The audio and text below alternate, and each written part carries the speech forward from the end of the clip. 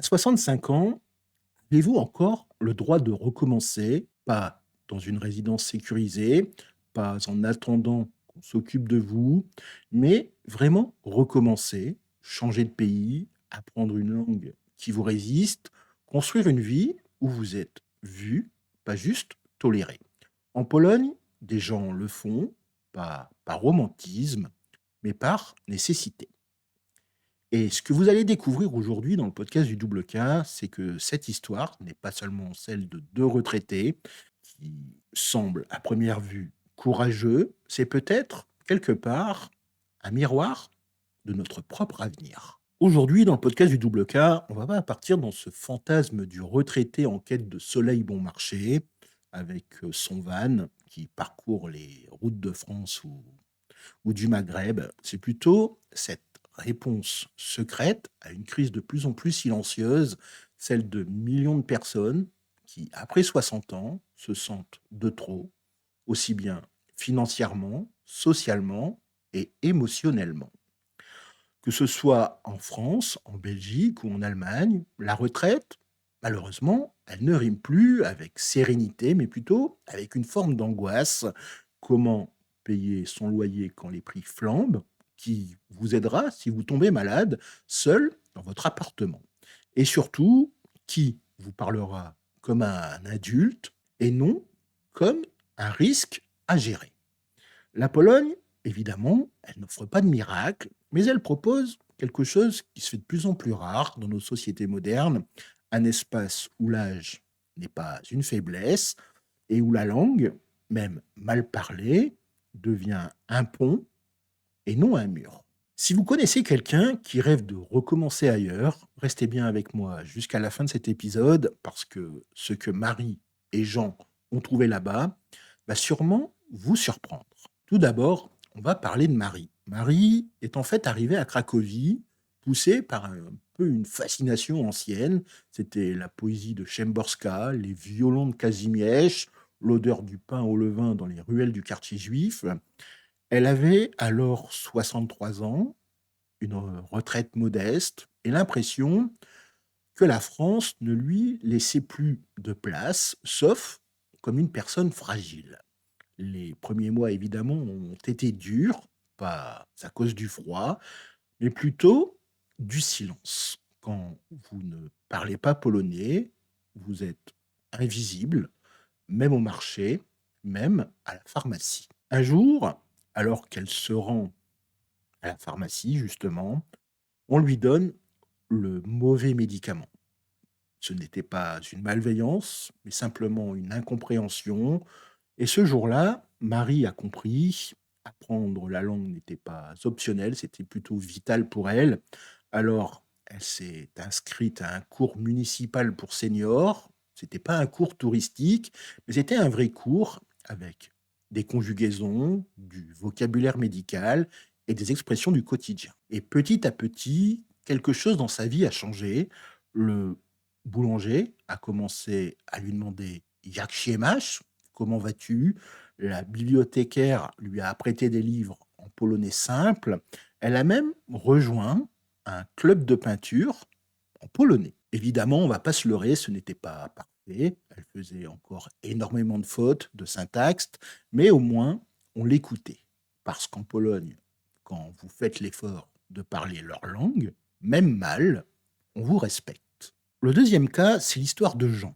Jean, lui, il n'est pas venu du tout pour la poésie, comme Marie. Il est venu parce qu'à Bruxelles, il ne se sentait simplement plus en sécurité. Pas menacé physiquement, mais socialement effacé. Son quartier se vidait, ses amis disparaissaient. Sa pension, elle ne couvrait même plus ses loyers. Et chaque appel à une administration se terminait souvent par Monsieur, vous êtes enregistré comme une personne vulnérable. Comme si vieillir devenait une erreur. Il y a alors un de ses amis qui lui a parlé de Gdansk. Pas pour le charme de la vieille ville, mais parce qu'avec sa retraite, il pouvait acheter un appartement et parce qu'il avait entendu dire qu'en Pologne, les vieux ne disparaissent pas. À son arrivée, on peut le comprendre, il a eu peur, pas de la langue, mais plutôt du silence. Jusqu'au jour où, en essayant de réparer une fuite d'eau, il y a son voisin polonais, un ancien ingénieur de 72 ans, qui est rentré sans frapper. Il a tout réparé et lui a dit dans un anglais un petit peu hésitant: You stay, we help. Tu restes, nous t'aidons. Ça a été un petit peu une forme de déclic pour Jean. Depuis, il apprend le polonais. C'est pas pour briller en société, mais pour pouvoir dire un jour, simplement, ces mots: Dziękuję, teraz rozumiem. Merci, maintenant, je comprends. Parce que comprendre, ce n'est plus avoir peur, et être compris, pour lui en tout cas, c'est exister. Alors vous allez me dire, mais qu'est-ce que ces histoires racontent et disent de l'âme polonaise? D'abord, c'est que la dignité ne s'achète pas, elle se partage. En Pologne, on ne mesure pas la valeur d'une personne à sa productivité, ni à son compte en banque. Un retraité n'est pas, comme dans nos sociétés, un coût social, c'est plutôt un pilier, même s'il est étranger. Ensuite, il y a aussi cette solidarité informelle forgée par des siècles d'instabilité. Sous le communisme, par exemple, on ne comptait pas sur l'État, on comptait avant tout sur le voisin.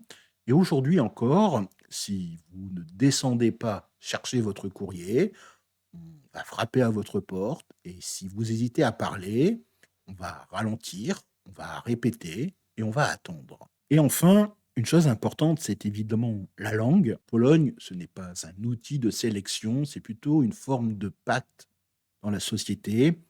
C'est celui de dire: je ne suis pas juste de passage, je veux vivre avec vous. Apprendre le polonais, c'est accepter d'être vulnérable, mais c'est aussi un petit peu une forme de reprise de contrôle de sa santé, de ses droits, mais aussi de sa dignité. Alors, est-ce que vivre en Pologne après 60 ans est possible? Je vais vous dire bien sûr que oui, mais pas comme on le croit. Ce n'est pas une retraite tranquille, c'est un acte de résistance douce contre l'effacement, contre l'idée qu'après 60 ans, on n'a plus le droit de recommencer, ni de se tromper en parlant une langue nouvelle. Et parfois, c'est justement dans le collectif qu'on se sent le plus chez soi, pas dans les discours officiels, mais dans une foule immobile du 11 novembre, quand tout un pays s'arrête à 11 heures pile. Quand les drapeaux flottent, pas par simple nationalisme, mais pour mémoire partagée, quand des vieillards, des enfants, des expatriés aussi, comme Jean et Marie, se tiennent côte à côte dans le froid, sans un mot, juste avec cette flamme dans les yeux. Dans le prochain épisode du Double K, on va plonger dans la fête de l'indépendance nationale, pas comme un défilé du 14 juillet en France, mais comme un rituel de reconnaissance.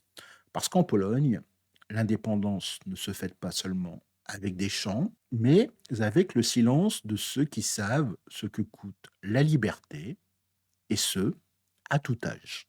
Abonnez-vous si vous croyez, comme moi, que comprendre et être compris est le plus grand luxe de la vieillesse, et dites-moi en commentaire, oseriez-vous, vous aussi, recommencer votre vie ailleurs à 60 ans? En attendant vos réponses, je vous souhaite de passer une excellente journée, Miegonia, et je vous dis à très bientôt sur le podcast du Double K. Do zobaczenia.